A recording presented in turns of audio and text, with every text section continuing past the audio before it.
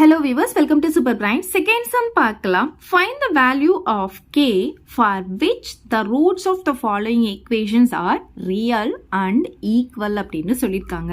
நமக்கு இங்க வந்து ஒரு quadratic equation கொடுத்துருக்காங்க.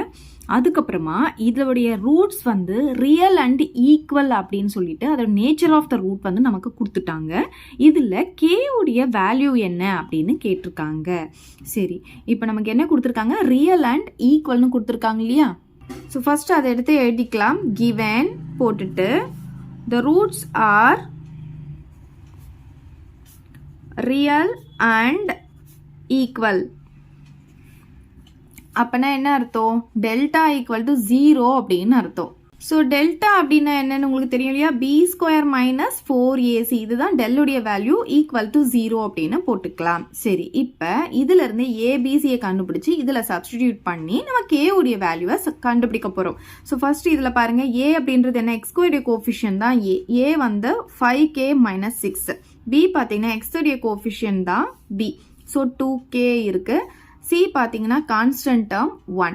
இது எல்லாமே எடுத்துகிட்டு வந்து இதில் சப்ஸ்டிடியூட் பண்ணிக்கலாம். ஸோ பி ஸ்கொயர் அப்படின்னு சொல்லும் போது 2k தி ஹோல் ஸ்கொயர் வந்துடும் மைனஸ் 4ac. 4 இன்ட்டு ஏ பார்த்தீங்கன்னா 5k மைனஸ் 6, அது ரெண்டு டேர்ம் இருக்கிறதுனால நான் ப்ராக்கெட் போட்டிருக்கேன். இன்ட்டு சி பார்த்தீங்கன்னா 1 ஈக்குவல் டு 0ன்னு போட்டுக்கலாம். இப்போ 2க்கு ஸ்கொயர் போட்டால் 4 கிடைக்கும், கேக்கு ஸ்கொயர் போட்டால் கே ஸ்கொயர் ஆகிடும். அதுக்கப்புறம் பாருங்க, இங்கே ஒரு மைனஸ் தான் இருக்குது, அதனால நான் மைனஸ் போட்டுக்கிறேன். 4 இன்ட்டு 1 பார்த்தீங்கன்னா 4 அப்படின்ட்டு வந்துடும். இதை மல்டிப்ளேல எழுதிக்கோங்க, நெக்ஸ்ட் ஸ்டெப்பில் பார்த்துக்கலாம். ஈக்குவல் டு 0ன்னு வந்துடும். ஸோ 4k ஸ்கொயர் அப்படியே போட்டுக்கலாம். இந்த மைனஸ் அப்படியே வரும். 4 கூட இதை ஃபர்ஸ்ட் மல்டிப்ளை பண்ணும்போது 4 5s are 20 வந்துடும். இந்த கே அப்படியே வந்துடும். மைனஸ் இன்ட்டு மைனஸ் ப்ளஸ் ஆகிடும். 4 6 are 24ன்னு வந்துடும். ஈக்குவல் டு 0ன்னு போட்டுக்கலாம். இப்போ பார்த்தீங்கன்னா இது எல்லாமே நமக்கு 2 டேபிளில் இல்லைன்னா 4 டேபிளே நமக்கு டிவைட் ஆகும். அதனால 4 ஆலேயே டேரெக்டாக நம்ம டிவைட் பண்ணிடலாம். இப்போ பார்த்தீங்கன்னா இதை 4 ஆல் டிவைட் பண்ணும்போது கே ஸ்கொயர் மட்டும் வரும். இதை 4 ஆல் டிவைட் பண்ணும்போது 5k வந்துடும். இதை 4 ஆல் டிவைட் பண்ணும்போது 6 வந்துடும். ஈக்குவல் டு 0ன்னு போட்டுக்கலாம். இப்போ இதை வந்து நம்ம ஸ்பிளிட்டிங் த மிடில் டேர்ம் பண்ணலாம். ஃபேக்டரைசேஷன் பண்ணும்போது ஃபர்ஸ்ட் இங்கே கே ஸ்கொயருடைய கோஎஃபிஷியன்ட் 1 இல்லையா? 1 கூட 6 மல்டிப்ளை பண்ணால் ப்ளஸ் 6 வந்துடும்.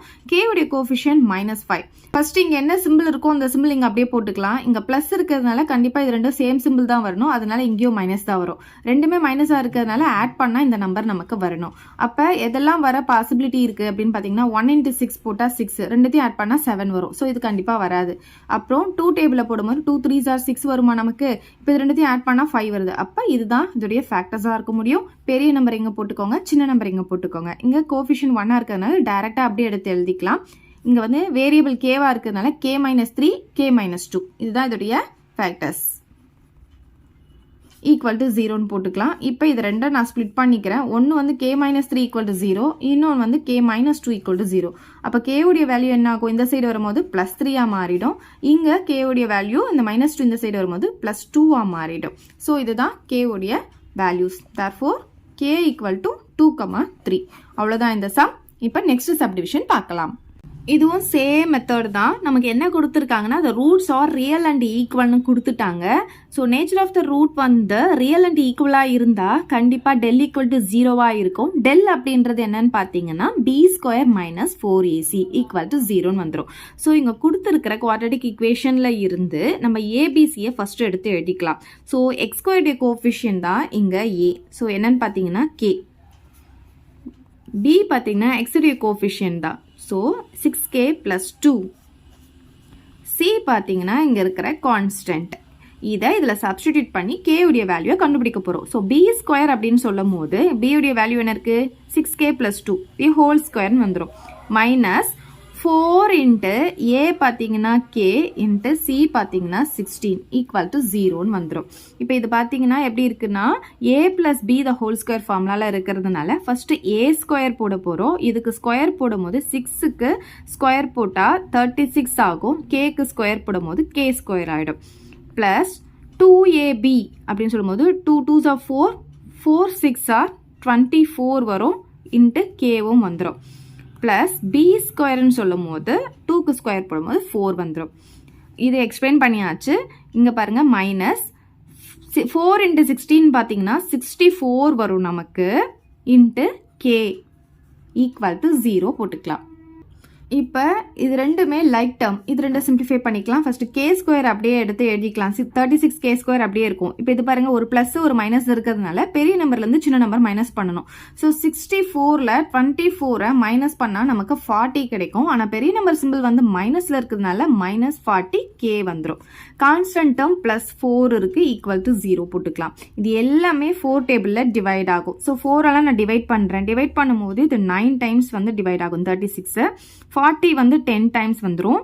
இது வந்து 1 டைம் வந்துடும், ஈக்குவல் டு 0ன்னு போட்டுக்கலாம். இப்போ இதை வந்து ஃபேக்டரைஸ் பண்ணலாம். இங்கே பாருங்கள், கே ஸ்கொயர் கோஃபிஷியன் 9 இருக்கா, 9 × 1 வந்து +9 வந்துடும். கேவுடைய கோஃபிஷியன் -10 இருக்குது. இப்போ இங்கே என்ன சிம்பிள் இருக்கோ அந்த சிம்பிள் போட்டுப்போம். இப்போ இங்கே ப்ளஸ் இருக்கிறதுனால கண்டிப்பாக ரெண்டுமே சேம் சிம்பிள் இருக்கணும். அதனால நான் இங்கே மைனஸ் போட்டுக்கிறேன். ரெண்டுமே மைனஸ் வந்ததுனால அந்த 2 நம்பரையும் ஆட் பண்ணாதான் இந்த 10 வரணும். ஓகே, சரி. இப்போ பாருங்கள், 9க்கு நான் ஃபேக்டர்ஸ் எழுதுறேன். 1 × 9 = 9ஆ? இப்போ 9ஐயும் 1ஐயும் ஆட் பண்ணால் நமக்கு என்ன கிடச்சிரும்? 10 கிடச்சிரும். அப்போ கண்டிப்பாக இதுதான் ஃபேக்டர்ஸ். பெரிய நம்பர் இங்கே போட்டுக்கலாம், சின்ன நம்பர் இங்கே போட்டுக்கலாம். இப்போ பாருங்கள், இங்கே கோஃபிஷியன் 9 கொடுத்ததுனால நான் டிவைடட் பை 9 போடுறேன், இங்கேயும் டிவைடட் பை 9 போடுறேன். இங்கே வேரியபிள் என்ன இருக்குது? கே இருக்கா, இங்கேயும் கே போட்டுக்கிறேன். கேன்சல் பண்ண முடிஞ்சால் கேன்சல் பண்ணிக்கணும். ஸோ 1 டைம் இதை கேன்சல் பண்ணிக்க முடியும். அப்போ இது எப்படி எழுதலாம்னா கே -1 அப்படின்ட்டு எழுதிக்கலாம். இது பாருங்கள், 9k - 1 ஈக்குவல் டு 0 அப்படின்னு போட்டுக்கலாம். ஸோ இதை நான் ரெண்டாக ஸ்ப்ளிட் பண்ணிக்க போகிறேன். ஒன்று வந்து k - 1 = 0, இன்னொன்று 9k - 1 = 0. அப்போ கேவுடைய வேல்யூ என்ன ஆகும்? -1 இந்த சைடு வரும்போது +1 மாறிடும். இங்கே வந்து 9k = இந்த -1 இந்த சைடு வரும்போது +1 மாறிடும். இப்போ மல்டிப்ளேல இருக்க 9 இந்த சைடு வரும்போது டிவைடில் வந்துடும். அப்போ கேவுடைய வேல்யூ நமக்கு 2 கிடைக்குது. So therefore k = 1/9, 1. அவ்வளோதான் இந்த சம். இதை டவுட் இருந்தால் கமெண்ட் பண்ணுங்கள். உங்கள் ஃப்ரெண்ட்ஸ்க்கு இந்த வீடியோ ஷேர் பண்ணுங்கள். மறக்காமல் நம்ம சேனலை சப்ஸ்கிரைப் பண்ணிக்கோங்க. தேங்க்யூ. இந்த வீடியோ உங்களுக்கு பிடிச்சா லைக் பண்ணுங்க, ஷேர் பண்ணுங்க. இது வரைக்கும் நம்ம சேனலை சப்ஸ்கிரைப் பண்ணாதவங்க சப்ஸ்கிரைப் பண்ணிடுங்க. மறக்காம பக்கத்தில் இருக்க பெல் பட்டனையும் பிரஸ் பண்ணிடுங்க.